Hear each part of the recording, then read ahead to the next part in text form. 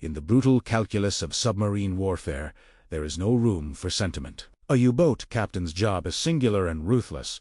Find the enemy, sink their ships, and disappear beneath the waves. The men and women aboard those ships are a secondary concern. Casualties in a relentless war of attrition fought in the cold, dark depths of the Atlantic. But in September of 1942, one German U-boat commander made a choice that defied this brutal logic. After torpedoing a massive Allied troopship, he surfaced to find a sea filled with thousands of survivors, including women, children, and Italian prisoners of war who were supposed to be his allies. Faced with this human catastrophe, he chose not to flee. He chose to rescue them. This act of compassion would trigger a series of events so tragic and controversial that it would lead directly to an order from the highest levels of the German command, forbidding any U-boat from ever attempting a rescue again. This is the story of the Laconia Incident, a tale of a captain's humanity, an admiral's fury, and the moment the unwritten rules of chivalry at sea were drowned forever. Our story begins with the two key players in this drama, a ship and a man. The ship was the RMS Laconia, a former luxury liner. She had been requisitioned by the British government and converted into a troop transport. She was a grand old vessel. But by 1942, she was showing her age. Inlat Augusti embarked on a long, lonely journey from Egypt, around the Cape of Good Hope, and up the western coast of Africa, bound for Britain. Her passenger list was a microcosm of the global conflict. On board were nearly 3,000 souls. A mix of British soldiers and their families, including many women and children, a crew of British merchant seamen, and in a strange twist of fate about 1-800, Italian prisoners of war captured in North Africa who were being transported to internment camps in the UK. They were guarded by 160 Polish soldiers, men who had escaped their own occupied country to continue the fight against Germany. Hunting in these same waters, off the coast of West Africa, was the second key player. German U-boat 156, commanded by Kapitänleutnant Werner Hartenstein. Hartenstein was an experienced and highly decorated U-boat ace. He was a professional, a skilled hunter in the unforgiving world of the Battle of the Atlantic. His mission was simple: to sever the Allied supply lines, to sink as much enemy tonnage as possible. The Laconia, sailing alone and armed with only a few defensive deck guns, was exactly the kind of target he was looking for. On the evening of September 12, 1942, Hartenstein's watch officer spotted the Laconia silhouetted against the twilight sky. Through his periscope, Hartenstein identified her as a large, legitimate military target. He had no way of knowing about the thousands of passengers, the women, the children, or his own Italian allies locked away in the cargo holds. He stalked the ship for several hours, positioning his U-boat for a perfect attack. Just after 8 p.m., he gave the order to fire. 2 torpedoes erupted from the UN-56 and slammed into the side of the Laconia. The explosions ripped through the old ship's hull. The lights went out, and chaos erupted. The ship immediately began to list heavily to one side, making it incredibly difficult to launch the lifeboats. Amidst the darkness and confusion, a horrifying situation was unfolding below decks. The Italian prisoners of war, trapped in the locked cargo holds, began to panic. As the seawater rushed in, they fought desperately to escape, some of them breaking down the hatches with makeshift battering rams. They poured onto the decks, adding to the chaos as the British crew and Polish guards tried to maintain order and get the lifeboats away. The Laconia sank in just over an hour. Kapitänleutnant Hartenstein, having done his duty, surfaced his U-boat a safe distance away. His intention was to identify the ship and look for the captain or chief engineer, as interrogating senior officers was standard practice. But as his U-boat cut through the dark water towards the wreckage, he was met with a scene of absolute horror. The sea was not filled with a few dozen survivors in a handful of lifeboats. It was a vast, floating mass of humanity.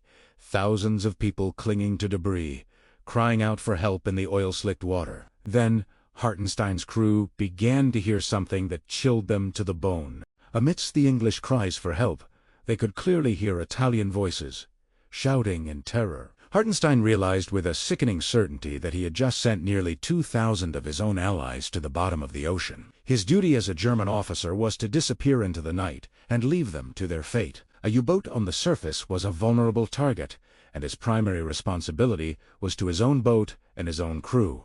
But Hartenstein was also a man. He could not turn his back on this nightmare. In a decision that would seal his fate, he made a choice that went against every rule of submarine warfare. He ordered his crew to begin pulling survivors from the water. His small U-boat was soon crammed with nearly 200 people, its decks and interior overflowing with a mix of British, Polish, and Italian survivors.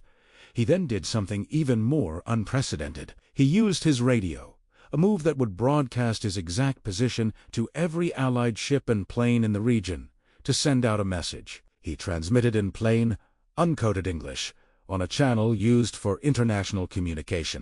The message read, "If any ship will assist the shipwrecked Laconia crew, I will not attack her, provided I am not attacked by ship or air force. I have picked up 193 men, 453 south, 1126 west. German submarine."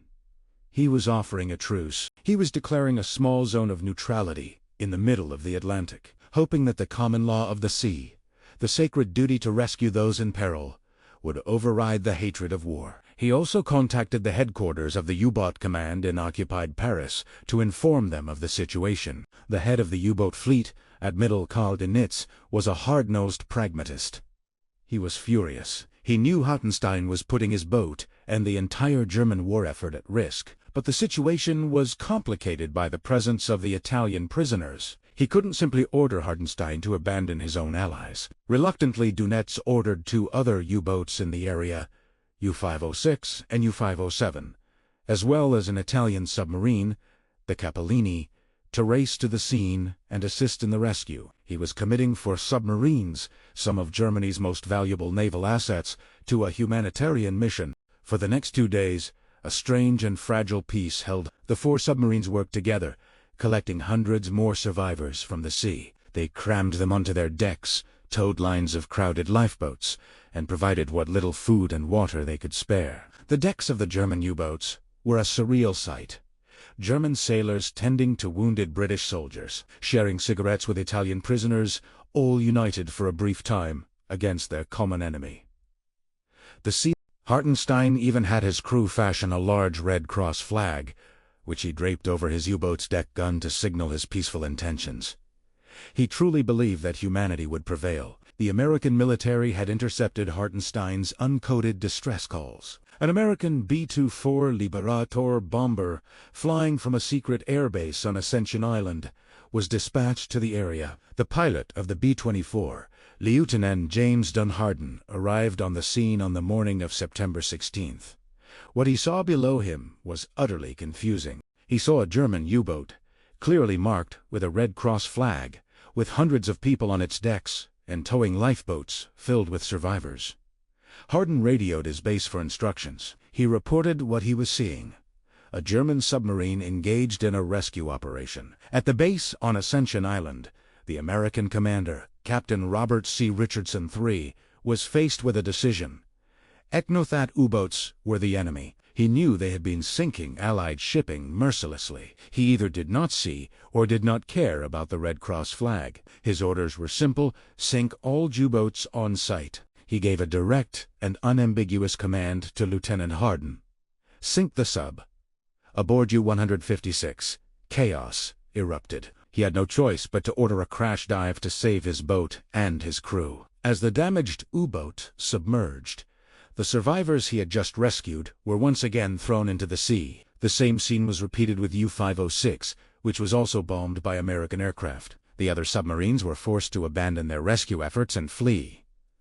The truce was over. The act of mercy had been met with bombs. Out of the nearly 3,000 souls aboard the Laconia, only about 1,100 ultimately survived. The rest were lost to the initial sinking, to the sharks, or to the bombs dropped by the American plane. For Admiral Dunetz, the incident was the final proof he needed. He was enraged. He believed the Americans had treacherously and dishonorably attacked his boats while they were engaged in a humanitarian mission under a flag of truce. He concluded that any attempt at rescue was a foolish risk that endangered his precious U-boats and their crews. On September 17, he issued a command that would become infamous: the Laconia Order. It was distributed to every U-boat commander in the German fleet. It stated, in part, all attempts to rescue the crews of sunken ships are to cease. Rescue contradicts the most elementary principles of warfare. Be harsh. Remember that the enemy has no regard for women and children when he bombs German cities.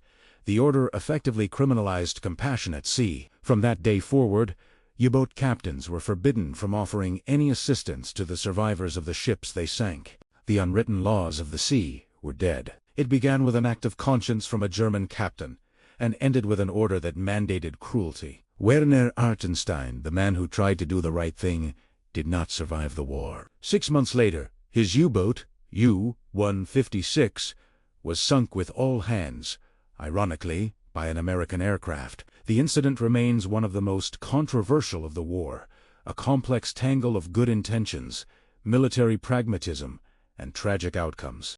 It serves as a grim reminder that in the cold logic of total war, an act of humanity can sometimes be the most dangerous risk of all.